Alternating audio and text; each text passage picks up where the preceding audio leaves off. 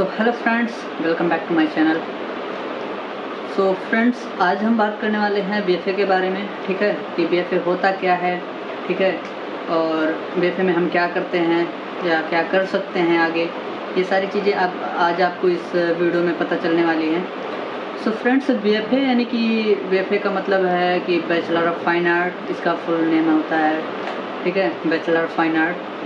So friends, इसमें हम आपको बता दें कि हम लोग अभी मान लीजिए मेरा 3rd ईयर चल रहा है।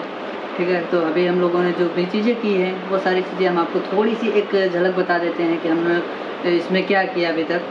सो मतलब कि इसमें हम चीज़ों को बेसिक से बेसिक चीज़ें सीखते हैं। मतलब ड्राइंग को अगर देखें तो बहुत बेसिक से लेके सीखते हैं। ठीक है, यहाँ पे आपको still life, composition, model study, portrait, ये सारी चीज़ें आपको इसके अंतर्गत सिखाई जाती हैं एज अ पेंटिंग में। ठीक है, और पेंटिंग में अगर इस बात को देखें कि मतलब और भी क्या चीज़ें हो सकती हैं। बीएफए में हम बेसिकली 5 सब्जेक्ट को पढ़ते हैं। ठीक है, 5 सब्जेक्ट होते हैं हमारे बेसिक अगर देखा जाए तो बीएफए में। ठीक है, तो जैसे एक हो गया अप्लाइड हो गया, दूसरा हो गया पेंटिंग, तीसरा हो गया आपका टेक्सटाइल, चौथा हो गया आपका पोट्री। ठीक है, और 5वां हो गया आपका स्कल्पचर। तो स्कल्पचर जैसा कि हमने आपको पहले भी दिखाया है कि कैसे चीज़ें होती हैं स्कल्पचर में।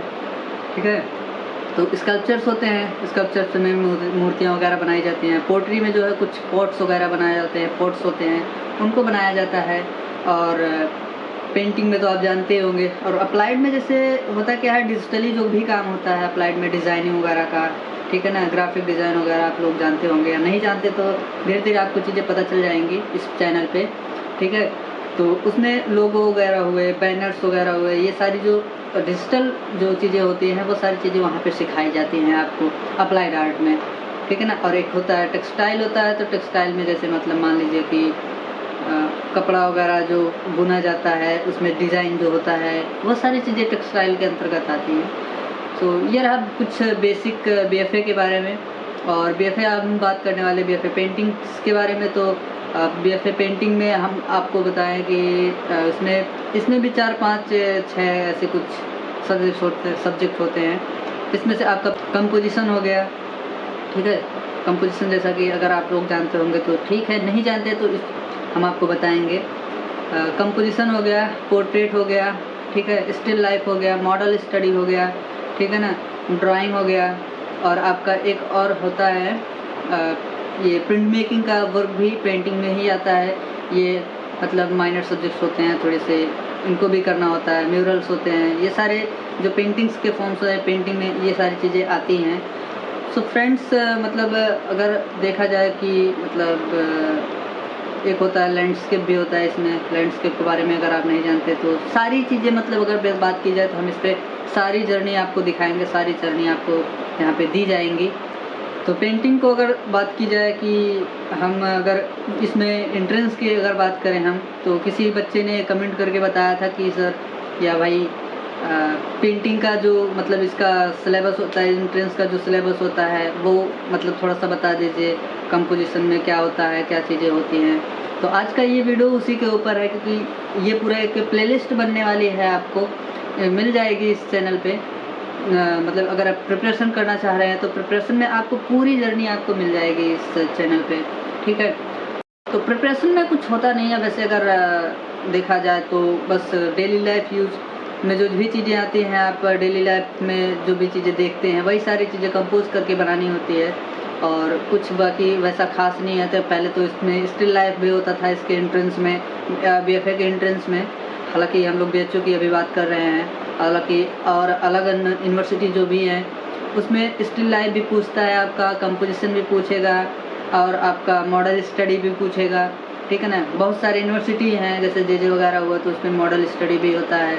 और वे कई सारे मतलब हैं जगह जहाँ पर आपको still life, model study. But आपके यहाँ बीएचयू में क्या होता है कि बीएचयू में सिर्फ आपको कंपोजिशन पूछेगा। और कंपोजिशन वो भी बेसिक कंपोजिशन, बहुत ज़्यादा हार्ड नहीं होता है। मतलब डेली लाइफ में जो भी होगा, फेस्टिवल में फेस्टिवल का सीन मांग लिया, आपसे पूछ लिया, ठीक है। तो और आपका मतलब मान लीजिए कि कुछ ऐसे सीनरी बोल देगा कि ये चीज़ें ऐसी हैं, ये चीज़ें ऐसी हैं, इनको कंपोज करके बनाया जाए। तो कुछ इस तरह से आपको मतलब मिल जाती हैं चीज़ें। तो बहुत ज़्यादा हार्ड नहीं होता, बहुत ज़्यादा टफ नहीं है ये इसका एंट्रेंस देना। और थियरी में आपका वही 12th और 11th की जो आर्ट की किताबें हैं वही सारी चीज़ें पढ़नी होती है। अगर थियरी की बात की जाए तो थियरी में आपका अब की बार हम लोगों के टाइम में था तो 200 नंबर का होता था। अभी के टाइम में जो है आपको 250 नंबर का जो है थियरी पूछता है, और 250 नंबर में आपको जितना आपका रहेगा उसके अकॉर्डिंग आपको बुलाया जाएगा प्रैक्टिकल के लिए। ठीक है, प्रैक्टिकल में आप अच्छा जो है परफॉर्म करेंगे तो आपको अच्छे से आपका एडमिशन हो जाएगा। अदरवाइज़ इसमें कुछ बहुत ज़्यादा हार्ड नहीं है, बहुत ज़्यादा टफ नहीं है।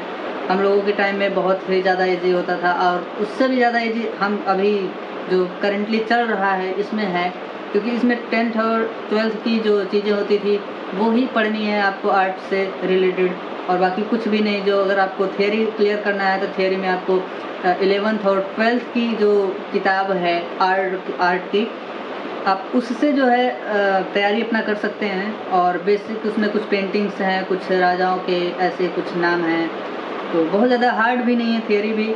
और प्रैक्टिकल में अगर आपको बहुत ज़्यादा प्रॉब्लम हो रही है प्रैक्टिकल करने में तो इस चैनल से आप जुड़ जाइए। इस पे आपको बेसिक से बेसिक मैंने पूरा फॉर्म बना के रखा, तो हमने इसमें पूरा अच्छे से आपको बताऊंगा कि कैसे कैसे करना चाहिए, स्टेप बाय स्टेप कैसे हमको प्रिपरेशन करनी चाहिए। तो आप इस चैनल से जुड़ जाइए, आपके लिए बहुत ही ज़्यादा ज़रूरी है ये चैनल। अगर आप एंट्रेंस के लिए तैयारी कर रहे हैं या किसी और यूनिवर्सिटी के लिए तैयारी कर रहे हैं। और अगर रही बात इस चैनल की, तो इस चैनल पे मैं इस एंट्रेंस को इन्वॉल्व करना ही नहीं चाहता था, क्योंकि मैं भी कॉलेज के अगेंस्ट हूँ।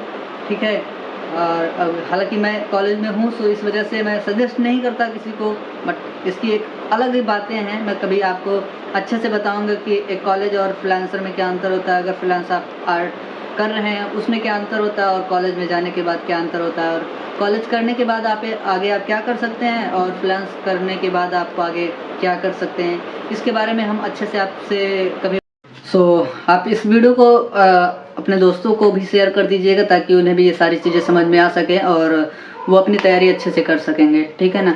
तो आने वाले अगले नेक्स्ट वीडियो में हम आपको बताएंगे कि प्रैक्टिकल के लिए क्या क्या मटेरियल्स यूज होने चाहिए, क्या क्या बहुत इंपॉर्टेंट क्या चीज़ें होती हैं, उसके बारे में हम आपसे चर्चा करेंगे। फिर अगले वीडियो में आपको बताया जाएगा सारी चीज़ें क्या कैसे होनी चाहिए, क्या क्या चीज़ें होनी चाहिए, आपके एंट्रेंस के लिए क्या क्या प्रिपरेशन करके चलना चाहिए हमको।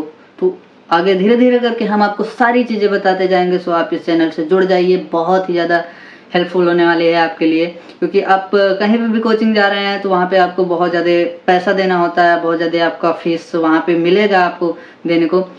सो अगर फीस देना है तो आप भाई जा सकते हैं, अगर नहीं देना है तो फिर हमारे पास आइए, आपको बहुत ही अच्छे तरीके से पढ़ाया जाएगा और अच्छे से सिखाया भी जाएगा। क्योंकि ये पूरा समझ लीजिए कि सबसे अहम चैनल आप कह सकते हो कि पूरा अभी तक इस तरह के चैनल्स आपको मिलेंगे ही नहीं कि आपको पूरा अच्छे से डिटेल में सारी चीज़ें बताई जाएं।